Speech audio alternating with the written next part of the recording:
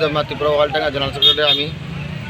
কালকে রাত্রেবেলা আনুমানিক 8:30 থেকে 8টার এরকম টাইমে আমাদের ত্রিপুরা ওয়ালডাঙ্গার যে অফিসটা আছে ইন্ডিয়াল দিকুর সামনে এলাকাতে, অফিসটা কিছু দুর্গাপুরের রাজবাড়ির পোলাবাহিন বিপ্লব দাসের মানে যেগুলা গুন্ডা বাহিনী আছে ওদের নিয়ে এসে আমাদের অফিস ভাঙচুর করে টিভি মোবাইল, অফিসের মধ্যে আপনার একটা মোবাইল আসছিলো, শুধু মোবাইল বা অফিসের মধ্যে আমাদের সারপত্র টাকা পয়সা আসলো, আমাদের এখানে পূজা সামগ্রী বক্স মেশিন আসিল, মাইক আসিল, তারপরে আমাদের পূজার যেগুলো মানে জিনিসপত্র আসলো বাসনপত্র এগুলো সব ভাঙচুর করে অফিসের চেয়ার টেবিল থেকে ধরে গডরেজ সুকেস সব ব্যাঙ্গে চুরমার করে।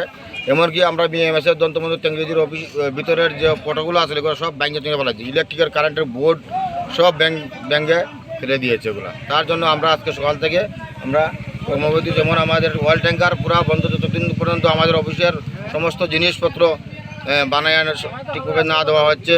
আমাদের ছোটো গাড়ি হাই স্পিড আছে, টমটম আছে, তারপরে আমার মাল গাড়ি বোলেরো গাড়ি আছে, সবাই আমরা কর্মবিরতি নামছি অনির্দিষ্টকালের লাগিয়ে, যত সময় দিয়ে আমাদের প্রবলেম সলভ না হচ্ছে।